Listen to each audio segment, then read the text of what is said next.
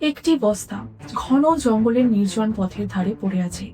দুর্গন্ধ পেয়ে স্থানীয়রা পুলিশে খবর দেয়। পুলিশ যখন বস্তাটি খুলল, ভেতরের দৃশ্য দেখে সবাই স্তব্ধ হয়ে গেল। এক তরুণীর নিথর দেহ, গলা কাটা, বুক ও পিঠে একের পর এক ছুরির আঘাত। কিন্তু আসল চমক তখনও বাকি ছিল, কারণ এই তরুণী কোনো সাধারণ মেয়ে ছিল না। সোশ্যাল মিডিয়ায় হাজার হাজার ফলোয়ার, বিলাসবহুল জীবনযাপন, হাতে লাইসেন্স প্রাপ্ত পিস্তল নিয়ে ভাইরাল রিল, সব মিলিয়ে সে ছিল এক পরিচিত মুখ। তার নাম ছিল রাখি কাশ্যপ। কিন্তু প্রশ্ন হলো, যে মেয়ে কয়েকদিন আগেও থাইল্যান্ডে নতুন জীবন শুরু করার স্বপ্ন দেখছিল, সে কিভাবে নিজের শহর থেকে 800 কিলোমিটার দূরের এক জঙ্গলে বস্তা বন্দি অবস্থায় পৌঁছালো? আর কেন তার মৃত্যুর রহস্য খুলতে গিয়ে সামনে এলো আরেকটি অজ্ঞাত লাশ, একটি গোপন প্রেমের সম্পর্ক, কোটি টাকার লোভ এবং এমন এক বিশ্বাসঘাতকতা যা শেষ পর্যন্ত একাধিক জীবন ধ্বংস করে দিল।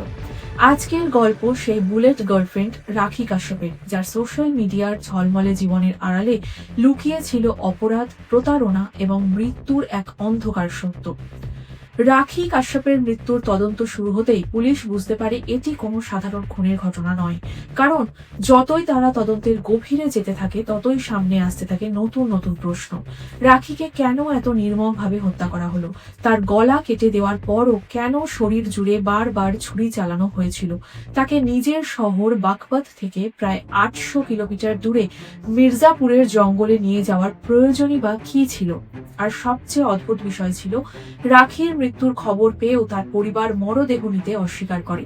কি এমন ঘটেছিল যে একজন মেয়ের মৃত্যুতেও তার আপনজনদের চোখে জল আসেনি? কিন্তু এই রহস্য আরো জটিল হয়ে ওঠে যখন তদন্তকারীরা খুঁজে পান আর একটি অমীমাংসিত মামলার সূত্র। রাখির লাশ উদ্ধারের মাত্র 10 দিন আগে সাহারানপুরের একটি খাল থেকে উদ্ধার হয়েছিল এক অজ্ঞাত ব্যক্তির মৃতদেহ। মুখ থিতলে দেওয়া, হাত পা বাঁধা, শরীরে 3টি গুলির চিহ্ন। সেই সময় পুলিশ মৃতদেহটির পরিচয় জানতে পারেনি, কিন্তু পরে দেখা গেল এই দুই হত্যাকাণ্ডের মধ্যে এমন একটি যোগসূত্র রয়েছে যা পুরো মামলার চিত্রই বদলে দেয়। তাহলে কি এই দুটি খুন একে অপরের সঙ্গে যুক্ত ছিল, নাকি কেউ নিজের অপরাধ লুকাতে একের পর এক মানুষকে হত্যা করছিল? আর শেষ পর্যন্ত কে ছিল এই রক্তাক্ত খেলার প্রকৃত মাস্টারমাইন্ড? উত্তর প্রদেশের বাগপতের রাজপুর খামপুর গ্রামের 27 বছরের রাখি কাশ্যপের জীবন বাইরে থেকে দেখলে অনেকের কাছে স্বপ্নের মতো মনে হতো। একটি ছোট গ্রাম থেকে উঠে এলেও তার স্বপ্ন ছিল অনেক বড়। স্কুলের পড়াশোনা শেষ করার পর থেকে ফ্যাশন, মডেলিং এবং সোশ্যাল মিডিয়ার জগতের প্রতি তার আগ্রহ বাড়তে থাকে। ধীরে ধীরে ইনস্টাগ্রামে নিজের একটি পরিচিতি তৈরি করে ফেলে সে। ফ্যাশন শো, ট্রাভেল ব্লগ, বিলাসবহুল হোটেল, ফ্লাইট জার্নি, পাহাড়ে ঘুরে বেড়ানো, ক্লাব, পার্টি, এসবই ছিল তার সোশ্যাল মিডিয়া প্রোফাইলের নিয়মিত অংশ। হাতে লাইসেন্স প্রাপ্ত পিস্তল নিয়ে রিল বানিয়ে সে নিজেকে একজন সাহসী, প্রভাবশালী এবং নির্ভীক নারী হিসেবে তুলে ধরতে চাইত। কিন্তু ক্যামেরার সামনে দেখা সেই ঝলমলে জীবনের আড়ালে ছিল সম্পূর্ণ ভিন্ন এক বাস্তবতা। রাখির দুবার বিয়ে হয়েছিল এবং দুটি ভেঙে গিয়েছিল। পরিবারের সঙ্গে তার সম্পর্ক বহু বছর আগে ছিন্ন হয়ে যায়। এমনকি তার নিজের পরিবারও ধীরে ধীরে তার থেকে দূরত্ব তৈরি করে। অন্যদিকে একটি সরকারি সংস্থায় চুক্তিভিত্তিক চাকরি করলেও তার জীবনযাত্রা ছিল আয়ের তুলনায় অনেক বেশি বিলাসবহুল। তদন্তে পরে অভিযোগে উঠে আসে যে রাখি অর্থশালী ও প্রভাবশালী পুরুষদের সঙ্গে ঘনিষ্ঠ সম্পর্ক গড়ে তুলত এবং সেই সম্পর্ককে ব্যবহার করে নিজের স্বার্থ হাসিল করার চেষ্টা করত। এই সময়েই তার জীবনে আসে বিক্রান্ত কুমার। বিক্রান্ত ছিলেন একজন বিবাহিত সরকারি কর্মকর্তা। স্ত্রী ও সন্তান থাকা সত্ত্বেও তিনি রাখির সঙ্গে সম্পর্কে জড়িয়ে পড়েন। প্রথম দিকে সম্পর্কটি ছিল প্রেমের, কিন্তু সময়ের সঙ্গে সঙ্গে তার রূপ নিতে শুরু করে স্বার্থ, অর্থ এবং সম্পত্তির দ্বন্দ্বে। আর ঠিক এই সম্পর্কই পরবর্তীতে এমন এক রক্তাক্ত ষড়যন্ত্রের জন্ম দেয়, যার পরিণতিতে পরপর দুটি হত্যাকাণ্ড সংঘটিত হয় এবং একাধিক পরিবারের জীবন চিরতরে বদলে যায়। এই মামলার শুরু থেকে এমন কিছু অদ্ভুত সূত্র সামনে আসতে থাকে যা পুলিশকে বারবার ভাবতে বাধ্য করছিল যে ঘটনাটি সাধারণ কোনো হত্যাকাণ্ড নয়। প্রথম সূত্রটি ছিল রাখির পরিবার। সাধারণত কোনো পরিবারের সদস্য খুন হলে স্বজনরা ন্যায় বিচারের জন্য লড়াই করে, কিন্তু এখানে ঘটলো ঠিক উল্টো। রাখির মৃত্যুর খবর পাওয়ার পর তার পরিবার শুধু উদাসীনই ছিল না, তারা তার মরদেহ গ্রহণ এবং শেষকৃত্য করতেও অস্বীকার করে। কেন? কি এমন ঘটেছিল যে একটি পরিবার নিজেদের মেয়ের মৃত্যুতেও কোনো আবেগ দেখালো না? দ্বিতীয় সূত্রটি ছিল একটি অজ্ঞাত মৃতদেহ। রাখির লাশ উদ্ধারের 10 দিন আগে সাহারানপুরের একটি খাল থেকে এক ব্যক্তির মৃতদেহ উদ্ধার হয়েছিল। মুখ থেঁতলে দেওয়া হয়েছিল, হাত পা বাঁধা ছিল এবং শরীরে ছিল 3টি গুলির চিহ্ন। তখন পুলিশ মৃতদেহটির পরিচয় জানতে পারেনি, কিন্তু তদন্তকারীদের মনে প্রশ্ন জাগতে শুরু করে, এটি কি শুধুই কাকতালীয়, নাকি রাখির হত্যার সঙ্গে এর কোনো যোগসূত্র রয়েছে? তৃতীয় সূত্রটি ছিল মোবাইল ফোনের লোকেশন। তদন্তে দেখা যায় একটি নির্দিষ্ট রাতে রাখি এবং এক নিখোঁজ ব্যক্তির মোবাইল লোকেশন দীর্ঘ সময় ধরে একই জায়গায় ছিল। রাখি কাশ্যপের হত্যাকাণ্ড প্রথম দিকে ছিল একেবারে ব্লাইন্ড মার্ডার কেস। কোনো প্রত্যক্ষদর্শী নেই, কোনো স্পষ্ট সন্দেহভাজন নেই, আর নেই এমন কোনো প্রমাণ যা সরাসরি খুনের দিকে আঙুল তোলে। তাই পুলিশ তদন্ত শুরু করে প্রযুক্তিগত প্রমাণ দিয়ে। রাখির মোবাইল ফোনের call detail record, tower location, CCTV footage এবং তার সাম্প্রতিক গতিবিধি খুঁটিয়ে বিশ্লেষণ করা হয়। একাধিক টিম একসঙ্গে কাজ করতে শুরু করে।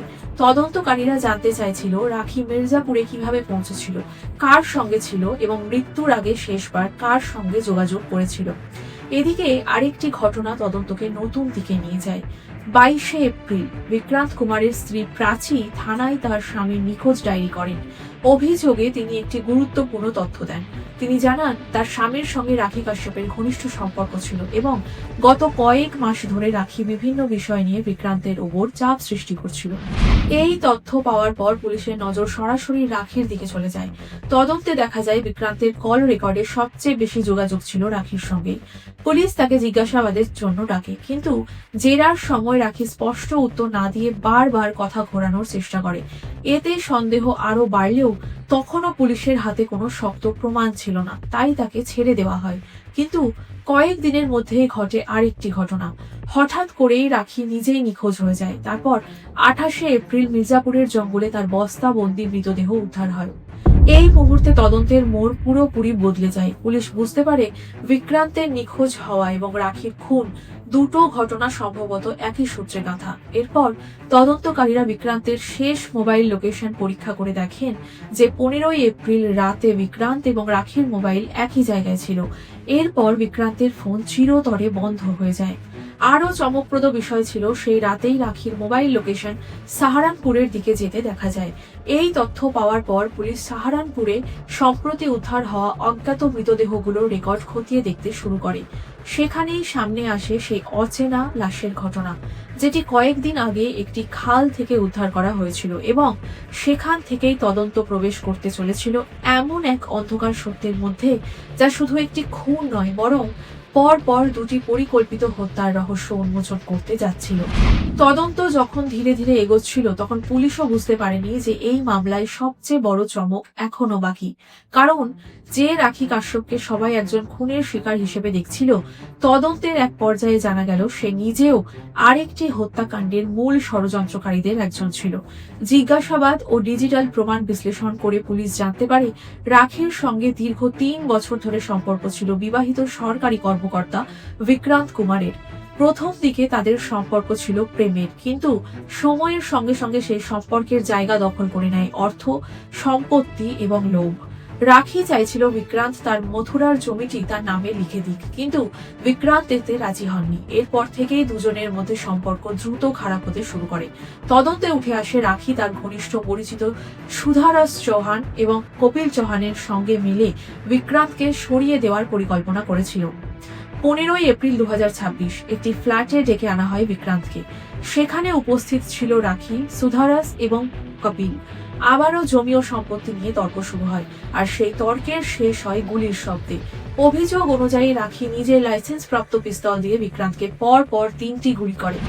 বিক্রান্ত ঘটনাস্থলেই মারা যায়। এরপর 3 জন মিলে তার মুখ থেঁতলে দেয়, পরিচয়পত্র ও মোবাইল সরিয়ে ফেলে এবং মৃতদেহটি সাহারানপুরের একটি খালে ফেলে আসে। হঠাৎ করেই পুরো গল্পের চিত্র পাল্টে যায়।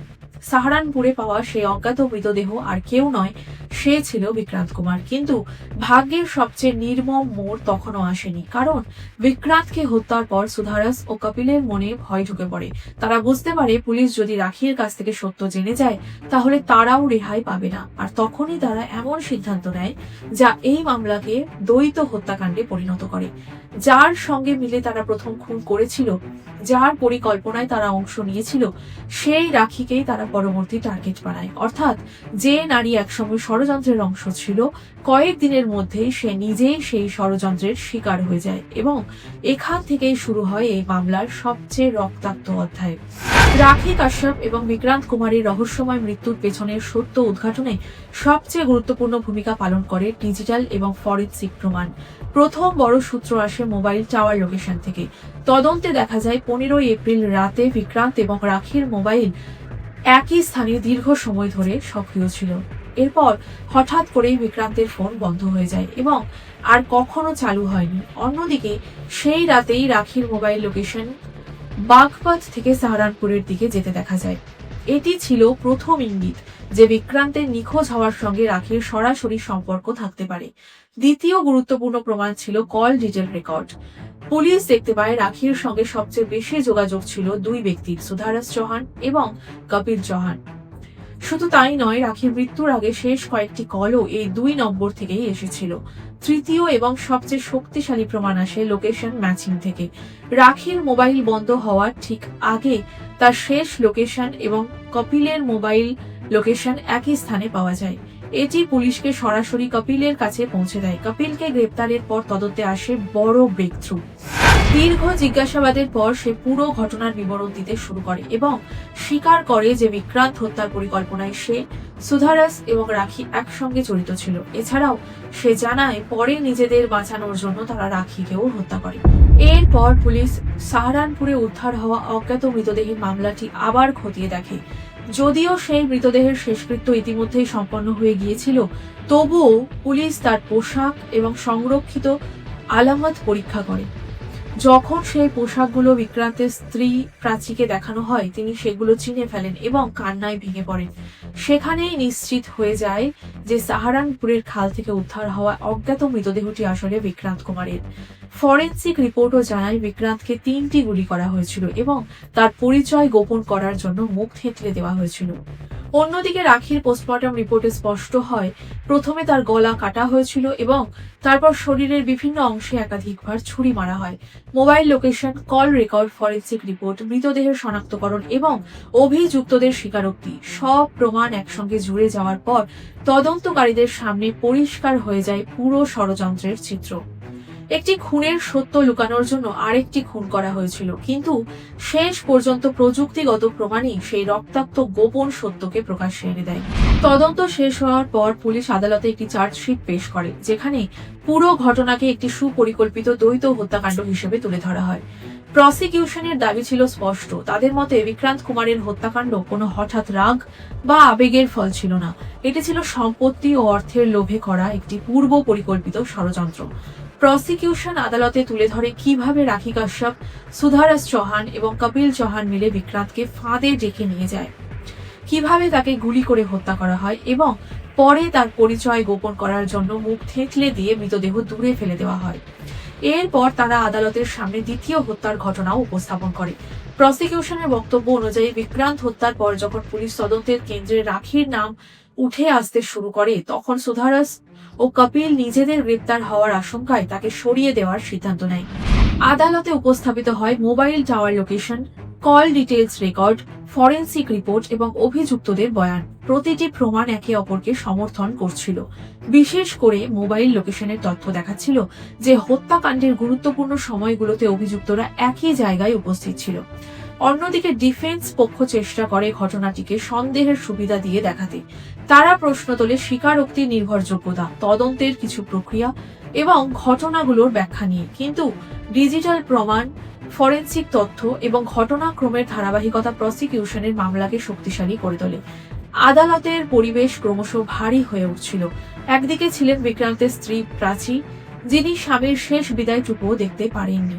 অন্যদিকে ছিল এমন এক নারীর গল্প যে একসময় নিজেই ষড়যন্ত্রের অংশ ছিল, কিন্তু শেষ পর্যন্ত সেই ষড়যন্ত্রেরই শিকার হয়ে প্রাণ হারায়।